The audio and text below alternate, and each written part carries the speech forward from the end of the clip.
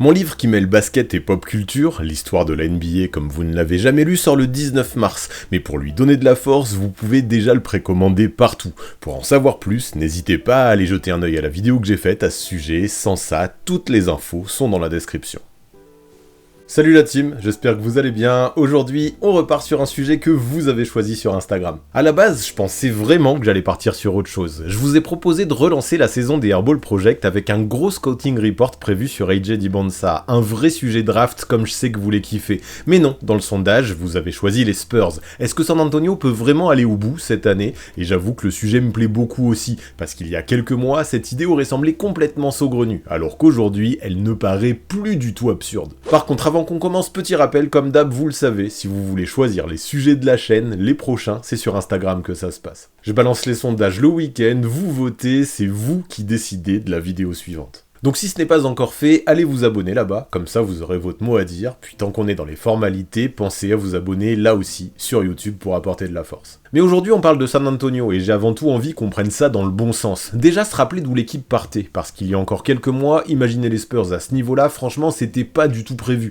Ensuite, voir pourquoi ça marche aussi bien en ce moment. Wemby, Fox, les jeunes, le jeu, la dynamique collective, c'est après tout ça qu'on pourra se demander tranquillement si cette équipe est déjà prête pour viser tout en haut, ou si elle va simplement beaucoup plus vite que prévu. Du coup, allez, posez-vous tranquille parce qu'on a beaucoup de choses à dire sur ces Spurs, prenez-vous une petite infusion, on lance ça tout de suite.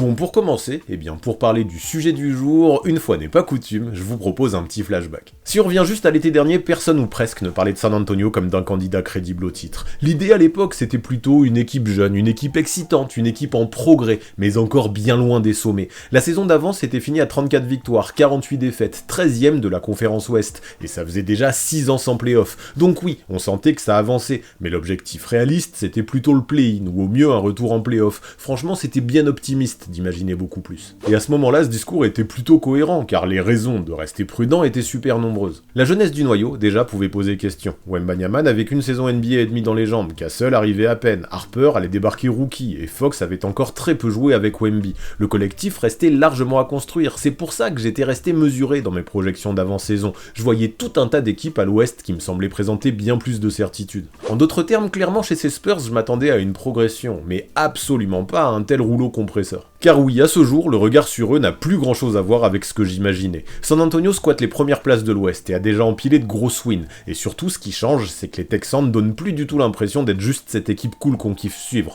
Quand on regarde le bilan, la dynamique, les résultats et même le profil statistique global de l'équipe, on comprend que ce n'est plus juste une belle histoire. C'est une vraie team avec des qualités réelles pour aller loin. C'est bien pour ça qu'en cette fin de saison, on ne parle plus du tout d'eux de la même manière. Je sais pas si c'est moi qui étais trop pessimiste en octobre, mais l'écart avec ce que j'imaginais d'eux à la base est juste dingo en ce moment. En début de saison, je me demandais surtout s'ils pouvaient redevenir une équipe de play-off. Aujourd'hui, la question elle est vite répondue, on sait que oui, et on se demande combien de tours ils peuvent passer. Cette team de San Antonio aujourd'hui n'a plus rien d'un projet pour plus tard. À l'approche de la post-season, c'est devenu une équipe que personne n'a envie de croiser trop vite, et c'est ça qui rend le sujet du jour si intéressant. Avant le début de la saison, si j'avais ne serait-ce qu'évoqué une possibilité de titre pour les Spurs, je serais juste passé pour un bandeur de Wemby. Et quelques mois plus tard, continuer d'écarter cette hypothèse, ce serait juste se mentir à soi-même. Maintenant, je comprends que certains aient encore des doutes et se posent encore des questions. Pas de souci avec ça. Celle qui revient le plus souvent, c'est est-ce que les Spurs surfent surtout sur une vague de hype, ou alors est-ce que l'équipe est en train vraiment d'atteindre un très haut niveau? Et là, quand on regarde le classement, il n'y a pas trop de débat. Au moment où je vous parle, San Antonio est 2e de l'Ouest, devant de grosses teams comme Minnesota, Houston, Denver ou les Lakers. Donc non, on n'est pas juste sur une petite séquence sympa ou un coup de chaud qui gonfle leur image de manière artificielle.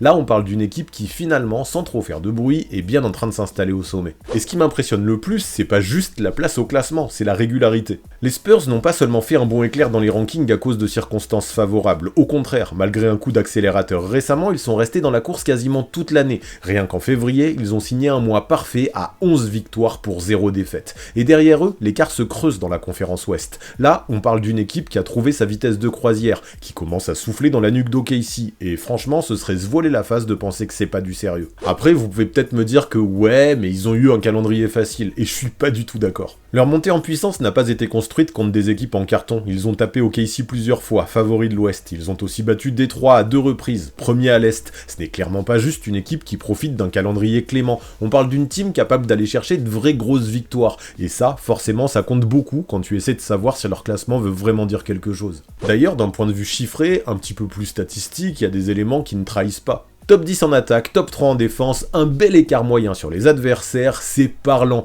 Les Spurs ne sont pas juste une team qui arrache ses wins sur un coup du sort. Non, on parle d'une équipe qui gagne souvent proprement, qui défend fort et qui sait se discipliner en attaque. Quand une team coche autant de cases des deux côtés du terrain, impossible de parler encore de hype. T'es obligé de commencer à la considérer comme un vrai contender. Bref, pour faire court, un moment, faut juste regarder les choses comme elles le sont. Les Spurs ne sont pas juste une belle surprise, ils ont déjà le bilan, les grosses victoires et les chiffres d'une équipe qui pèse vraiment. Donc à partir de là, le débat ce n'est plus de savoir s'ils ont droit d'être là dans ces discussions, car oui, clairement, la question c'est de savoir jusqu'où ce niveau peut les mener quand les choses sérieuses des playoffs commenceront à prendre place.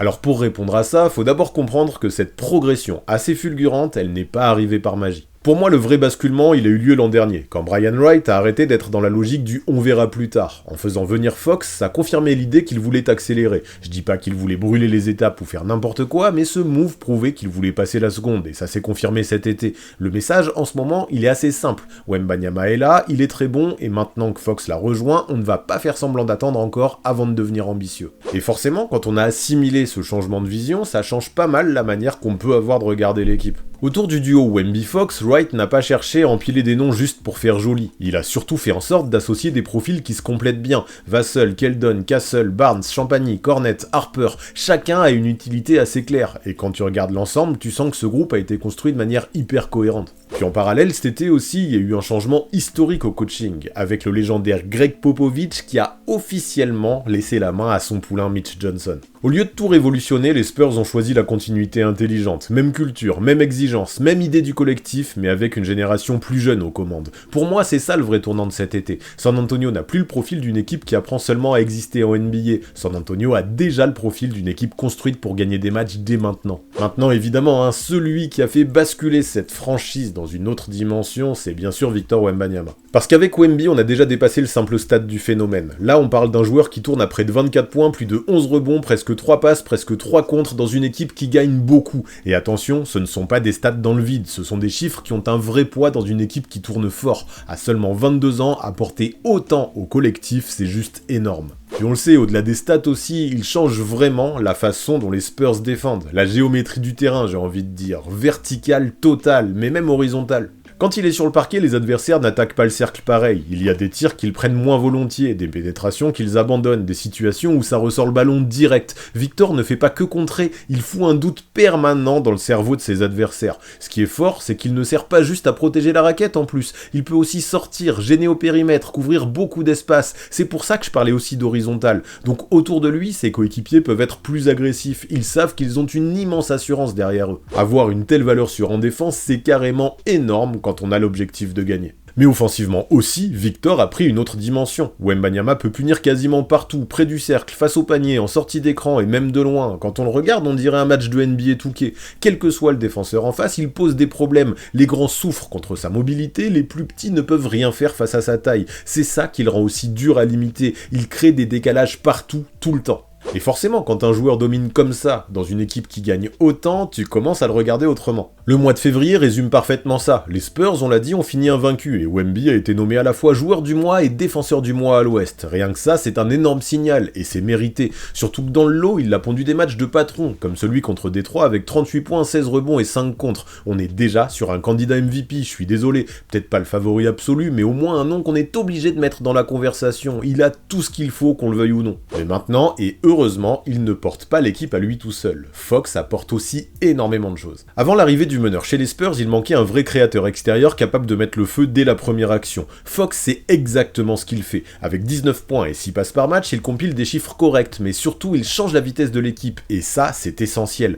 Balle en main, il met immédiatement la défense sous pression. Il passe la première ligne très vite, il attaque la peinture, il oblige tout le monde à bouger et à être sur les talons. Et avec Wemby derrière, évidemment, ça ouvre encore plus de choses. Cette étincelle-là, c'est exactement ce dont l'équipe de San Antonio avait besoin. Fox ne se contente pas d'amener de la vitesse, il amène aussi de la création quand l'attaque se fige. Dans le demi-terrain, c'est lui qui déclenche, et en transition, c'est encore plus frappant. Dès qu'il peut courir, il met les défenses sous pression. Résultat, Wemby suit dans l'axe, les shooters se placent, et les Spurs obtiennent des paniers faciles qu'ils n'avaient pas autant avant. À côté de ça, sans être un spécialiste non plus, son shoot est suffisamment crédible pour que les défenses ne l'ignorent pas. Il a tout ce qu'il faut, je vous le dis, pour correspondre à cette équipe. Si je dois résumer en une phrase, c'est que ce duo Wemby-Fox commence à bien se connaître et commence à faire très très mal à ses adversaires. Un pick and roll, tout le monde connaît ça, la lecture est simple, et pourtant quand ils le font tous les deux, c'est quasiment impossible à défendre. Si tu es trop sur Fox, tu t'exposes à Wemby, et si tu restes collé à Wemby, c'est Fox qui va faire des dégâts. Je le répète, mais ça crée des décalages partout pour tout le monde, et c'est vraiment super efficace. Sachant qu'en plus de ça, défensivement, Fox est un joueur qui est tout à fait capable de mettre la pression sur le porteur de balle adverse et le gêner, et de plus en plus on se dit que oui, c'est l'élément idéal à côté de l'alien. Surtout qu'à côté de ces deux-là, il y a un paramètre qu'on cite moins souvent, mais qui est tout aussi important, voire encore plus essentiel, les role-players. Les grandes équipes des Spurs ont souvent eu ce truc, pas seulement des stars, mais aussi des mecs parfaits dans leur rôle, et je trouve que Mitch Johnson mérite pas mal de crédit là-dedans. Avec lui, on retrouve un esprit très Spurs basketball dans la manière de jouer. Le ballon bouge, chacun sait ce qu'il a à faire, et ça donne un groupe qui stabilise vraiment bien l'ensemble derrière Fox et Wemby. Prenez Harrison Barnes par exemple, ce n'est pas une star, il n'a plus non plus le niveau qu'il avait avant, et pourtant, c'est ce genre de vétéran qui est vraiment génial dans un effectif comme celui des Spurs. Il apporte de l'expérience, du calme, du shoot et surtout une vraie fiabilité. Il peut défendre sur plusieurs postes, prendre les bons tirs et éviter les erreurs. Aujourd'hui, il a un peu le rôle de vieux briscard à San Antonio, et dans une équipe aussi jeune, c'est essentiel tant il est capable de stabiliser le jeu de la franchise. Puis il y a des joueurs qui n'étaient pas forcément attendus à la base et qui pourtant arrivent eux aussi à briller et à tirer leur épingle du jeu. Julian Champagny en est le meilleur exemple, il s'est imposé comme un vrai joueur de rotation. Son tir puni les aide trop engagés, son activité défensive fait du bien et surtout lui aussi, il joue juste. Vraiment sans faire de bruit, il s'est trouvé un vrai rôle dans le Texas. Et autour de joueurs comme Wemby et Fox, ce genre de profil prend encore plus de valeur. Puis il faut parler aussi de Luke Kornet, peut-être moins flashy, peut-être moins cité régulièrement dans les débats et pourtant très important je trouve lui aussi. Pendant longtemps, l'un des soucis des Spurs était que quand Wembanyama sortait, il n'y avait pas de vraie assurance derrière lui. Avec Kornet, ce problème est beaucoup moins réel. Il apporte de la taille, protège correctement le cercle, prend des rebonds, pose de bons écrans et garde l'équipe structurée. En gros, il permet à San Antonio de ne pas s'effondrer dès que Wemby souffle un peu, et ça en saison régulière, puis en play-off, ça peut peser très lourd. C'est ça qui est kiffant, vraiment tout ne repose pas que sur les stars dans cette équipe. Les role-players font exactement ce qu'on leur demande, ce n'est pas glamour, ce n'est pas ce qu'on retient en premier, et pourtant c'est primordial quand tu veux avoir une équipe ambitieuse. Surtout qu'à côté d'eux encore, on a également un très beau groupe de jeunes qui fait bien plus que de la figuration. Vassell pour commencer a trouvé une place assez claire dans le scoring, il peut mettre dedans de façon régulière, il peut profiter des aides, il peut aussi avoir ses petits coups de chaud, c'est précieux. Puis à côté de lui, Castle, rookie de l'année en 2025, m'impressionne vraiment par son impact global et sa polyvalence. Il apporte des points, de la création, du rebond, de la défense, il est hyper mature pour un sophomore, et dans une équipe qui a des ambitions comme les Spurs et qui veut gagner, ça compte de ouf. Là on parle pas juste de potentiel, on parle de gars qui déjà maintenant sont capables d'apporter quelque chose pour de vrai. D'ailleurs Dylan Harper aussi est prêt à rendre service, et franchement ce n'est pas anodin. Le rookie tourne à 11 points par match, plus de 3 rebonds et près de 4 passes, mais surtout il joue propre, et ça c'est primordial. Il lit bien le jeu, attaque au bon moment, distribue et score quand il y a besoin. À côté, Keldon Johnson avec le temps a trouvé un rôle beaucoup plus mature. Il apporte de l'énergie, de la percussion, du rebond et cette espèce d'imprévisibilité qui en une fraction de seconde peut changer la tendance d'un match. Ce que j'aime par-dessus tout là-dedans, c'est que parmi tous ces jeunes, chacun est capable d'apporter quelque chose de différent. On peut même ajouter Carter Bryant à ce groupe, qui peu à peu commence à gratter sa place avec sa longueur et son activité. Le résultat de tout ça, c'est que San Antonio n'est plus une équipe qui dépend uniquement de son alien. Sur certains matchs, la profondeur saute carrément aux yeux. Contre Philadelphie par exemple, récemment, les Spurs ont fini le match avec 8 joueurs à 10 points ou plus. Ça, mine de rien, c'est le signe d'un collectif où tout le monde participe, même les jeunes, qui pour la plupart sont déjà utiles, productifs et parfois même carrément décisifs. Et il y a un autre moment de la saison qui pour moi a vraiment confirmé la valeur de ce groupe, la période sans Wemby. On parle quand même du meilleur joueur de l'effectif, du pilier défensif, du mec autour duquel tout le projet est construit, Et pourtant, quand il a manqué du temps à cause de son mollet puis de son genou, San Antonio n'a pas explosé. Sur les 14 matchs qu'il a loupés, les Spurs en ont gagné 10. Ça montre bien que dans cette équipe, le groupe est au-dessus des individualités. Et je m'attendais vraiment pas à ce que si vite, une team aussi jeune puisse se montrer si mature, si solidaire. Après, attention à ne pas raconter n'importe quoi non plus, les Spurs sont meilleurs avec Wembanyama, ça ne se discute même pas.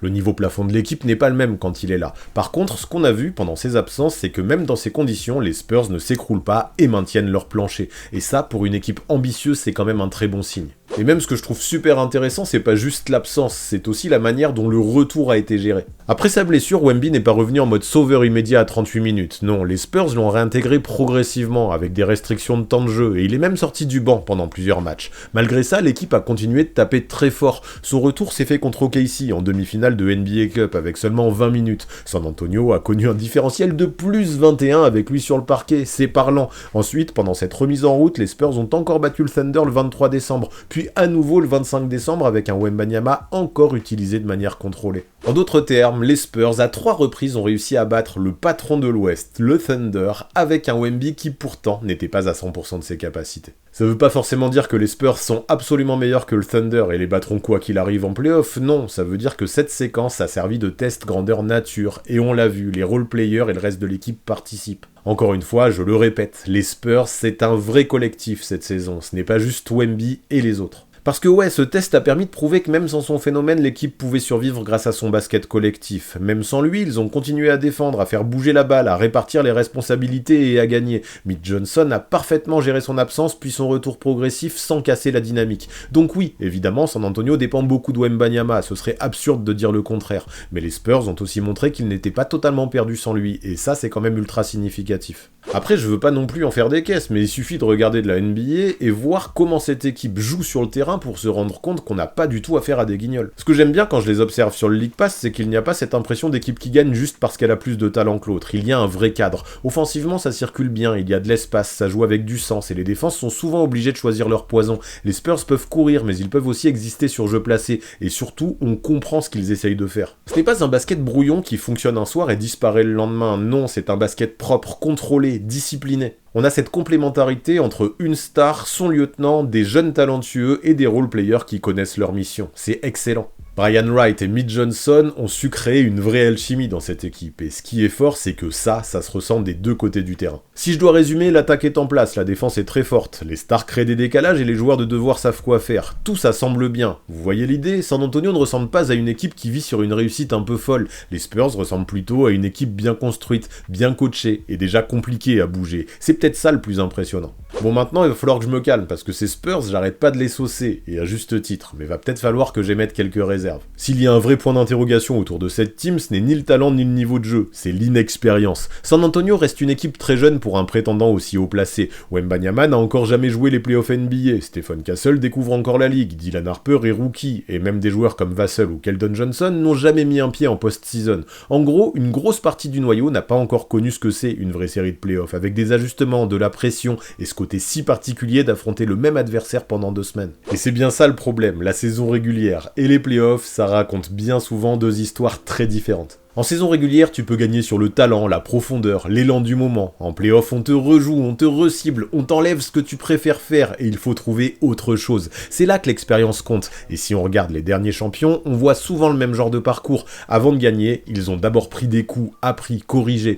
Denver l'a vécu, Boston aussi, Milwaukee également. C'est bien autour de tout ça que se situera la vraie question pour San Antonio, le révélateur. Est-ce que cette équipe est déjà prête ou est-ce qu'elle est juste en avance sur son calendrier ? Parce que oui, sur le papier, elle a déjà beaucoup de trucs d'un contender, mais gagner 4 séries de playoffs, ce n'est pas juste une question de qualité, c'est aussi une question de vécu, d'adaptation, de nerfs, de mémoire collective. Pour apprendre à gagner, il faut souvent d'abord apprendre à perdre. Il faut avoir déjà traversé une série où l'adversaire vous enlève votre plan A, vous teste mentalement, vous pousse dans vos retranchements, et aujourd'hui, les Spurs n'ont pas encore vraiment ce bagage-là. Honnêtement, c'est le seul vrai gros doute que j'ai les concernant, mais il est quand même super important. Par contre, attention, ça ne veut pas dire que les Spurs ne peuvent pas aller loin, ça veut juste dire qu'on ne sait pas encore comment ce groupe va réagir quand chaque possession comptera double, quand il faudra répondre match après match au même problème. Le talent est là, le collectif aussi, mais la vraie question c'est toujours la même. Est-ce que les Spurs ont déjà assez de cicatrices pour avoir la dureté mentale d'un champion? Ne doivent-ils pas encore passer par une ou deux grosses leçons avant d'être totalement prêts? Perso, je pense que si. C'est pour ça qu'au moment de conclure, il faut replacer toute cette analyse dans le décor global de la ligue. Les Spurs sont très forts, oui, mais dans la conférence Ouest, le chemin à parcourir jusqu'au titre, c'est l'ascension du Mont Everest. Dans la conférence, vous avez Oklahoma City, Denver, Minnesota, Houston, les Lakers et j'en passe. Chacun pose un problème différent. Le collectif du Thunder, l'expérience des Nuggets, la dureté des Wolves, la montée en puissance des Rockets, le vécu des Lakers,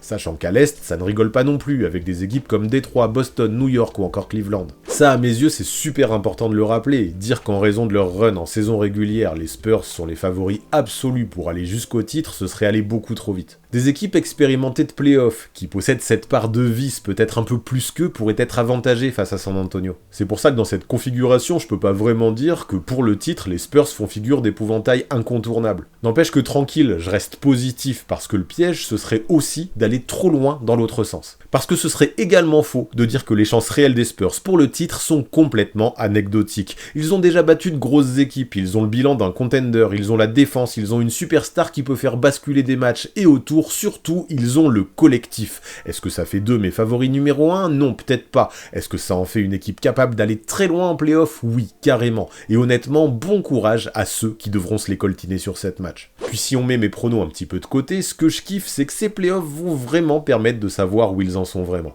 Si ça va très loin, on saura que l'équipe a déjà brûlé plusieurs étapes et qu'elle est très en avance sur son calendrier. Par contre, si ça s'arrête de façon anticipée, ce sera pas non plus forcément un échec honteux selon la manière. Ça voudra surtout dire, je pense, qu'à ces Spurs, il manque un petit peu de vécu. Mais c'est pas grave, le vécu ça s'obtient, avec du temps. Donc vous l'avez compris, ces Spurs ne sont pas forcément mes favoris numéro 1 pour le titre. Dans ces playoffs, ils sont avant tout là pour apprendre. N'empêche que, mine de rien, malgré tout ça, ils sont dans le tir juste en dessous. Et honnêtement, j'ai hâte que ça commence tant cette équipe a le potentiel de surprendre, tant le collectif peut faire très mal à ses adversaires. Et si je me mouille, je me dis qu'au vu de leur timeline, une demi-finale de conférence, voire même une finale de conférence, ce serait déjà incroyable. Et vraiment, je suis assez persuadé que cette équipe en est capable. Du coup maintenant, c'est à vous de me dire, vous les voyez finir où ces Spurs? Champions, finalistes de conférence, deuxième tour, ou alors grosse claque dès le premier tour? Dites-moi tout ça en commentaire, vous avez eu mes pronos, j'ai hâte de connaître les vôtres. Puis si la vidéo vous a plu, n'oubliez pas, pensez à la booster, c'est super important pour l'algorithme, et abonnez-vous si ce n'est pas encore fait, et que vous voulez d'autres contenus de ce genre. Parce que croyez-moi, avec une saison pareille et les playoffs qui approchent, on n'a pas fini de parler de San Antonio, je pense, sur cette chaîne.